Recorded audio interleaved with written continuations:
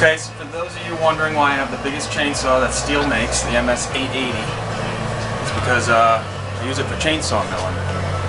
So I'll show you that in a bit, but before we do that, I need to change the setup. This is set up for a cross cut. This is a ripping chain. You can see the angle of the tooth is at 10 degrees versus 35, so this is a rip chain. And this is what we're going to put on to do some milling.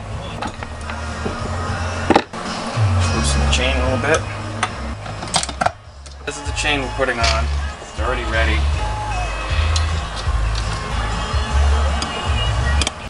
Alright, I'm going to mount this saw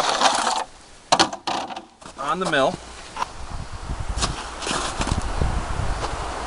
Just line up these holes here. Bolt this on. And also this is a pinch clamp. So this gets clamped good. You don't want this moving around. Just to show you how this all works, this crank rotates these two shafts and brings the saw up and down perfectly parallel. So we can measure our cuts out and roll this through the log. This is a little device that I had to develop to keep it from moving when you're milling because there's so much vibration. That wasn't in the original plans. This here is our auxiliary oiler. You can turn that and the oil will start coming through and oil the end of the bar where you need it most.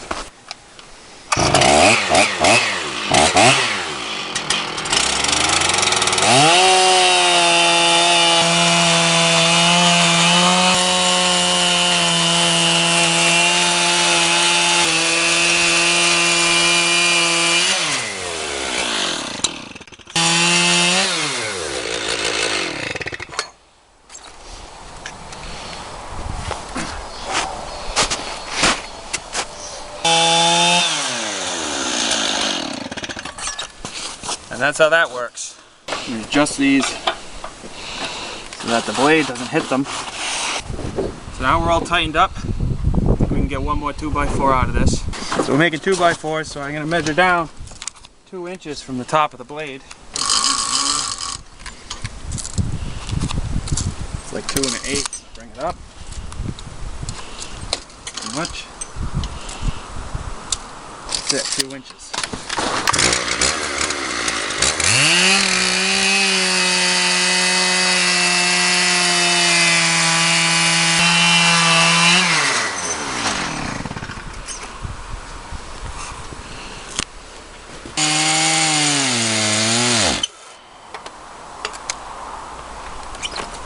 That didn't sound good at all.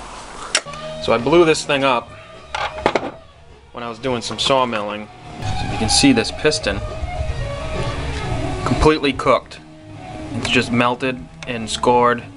The rings are seized in place. And it also messed up the cylinder. Not really scratches, it's actually pieces of the piston that got stuck into the cylinder wall. Don't try this at home.